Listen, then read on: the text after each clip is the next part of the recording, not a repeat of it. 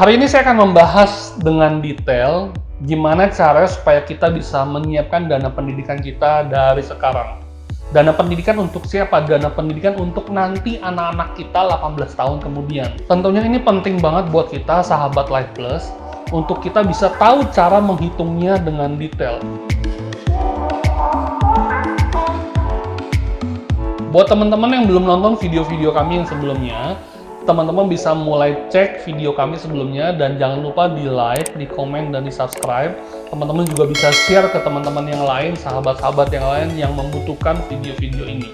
Dana pendidikan suka nggak suka, ujung-ujungnya kita harus menyiapkan dan harus mengeluarkan uang untuk kita membayar dana pendidikan.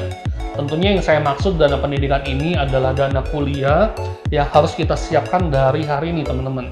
Mungkin teman-teman banyak berpikir, aduh, gue masih muda, gue masih usia 20. Kenapa sih gue mesti menyiapkan dana pendidikan itu dari hari ini?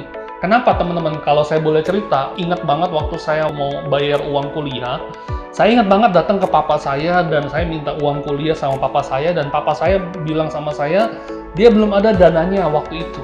Tentunya hal itu membuat saya mulai berpikir, jangan sampai nanti waktu saya nanti punya anak dan dia meminta uang kuliah sama saya dan saya berkata sama dia, aduh nak, sorry banget, papa belum punya uang untuk bayar kuliah kamu. Dan hari ini saya ingin membagikan beberapa hitungan buat teman-teman, gimana caranya supaya kita bisa menghitung dana kuliah kita mulai dari sekarang.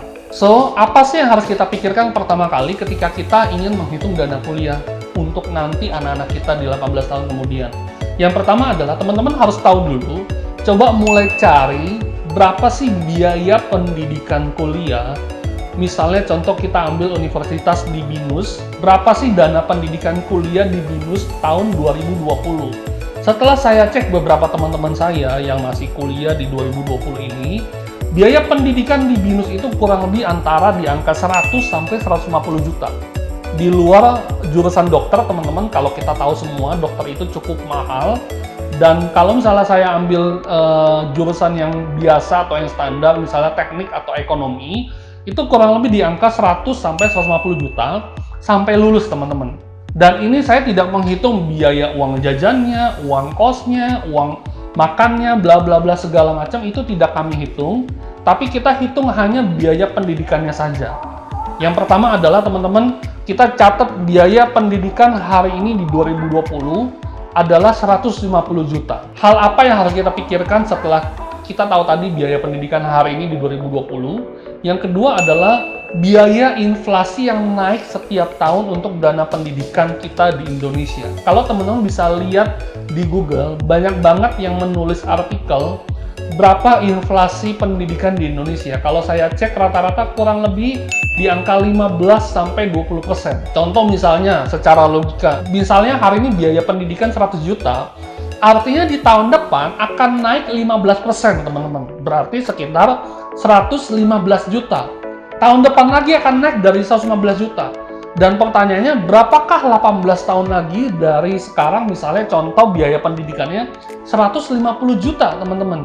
Tentunya akan sangat tinggi. Nah, contoh saya akan tampilkan gambar di sebelah saya, gimana cara saya menghitung untuk dana pendidikan ini.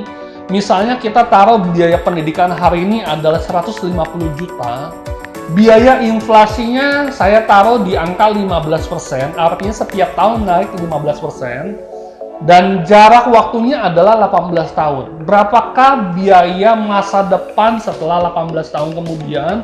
Biaya pendidikan di Indonesia, teman-teman bisa lihat jawabannya. Biaya pendidikan di Indonesia adalah 1,8 miliar, teman-teman, kurang lebih.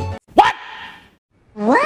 Jadi kalau teman-teman yang ingin mengkuliahkan anaknya dengan biaya pendidikan harinya 150 juta, teman-teman harus mulai menyiapkan 1,8 miliar nanti di 18 tahun kemudian. Pertanyaannya adalah simpel, teman-teman. Apakah teman-teman ingin menyiapkannya nanti dadakan, atau teman-teman mulai menabung dari sekarang? Tentunya banyak banget instrumen keuangan yang bisa kita pakai. Contohnya, teman-teman, kita bisa mulai menabung di reksadana, kita bisa mulai menabung di saham, kita bisa mulai menabung di bank deposito, kita bisa mulai menabung di asuransi pendidikan. Asuransi pendidikan banyak banget yang kita bisa lihat dan dia menawarkan banyak keuntungan-keuntungan untuk dana pendidikan. Tentunya teman-teman mulai hari ini Please, ayo mulai kita siapkan dana pendidikan. Jangan sampai anak-anak kita nanti tidak punya uang untuk dia bisa masuk di kuliah, teman-teman. So, kalau teman-teman sudah nonton video ini, pastikan teman-teman bisa mulai pelajari dengan detail. Kalau teman-teman ada pertanyaan, bisa tanya di komen. Dan jangan lupa like, komen, dan subscribe YouTube channel ini. Dan teman-teman bisa mulai share ke orang-orang yang membutuhkan. See you on the next video.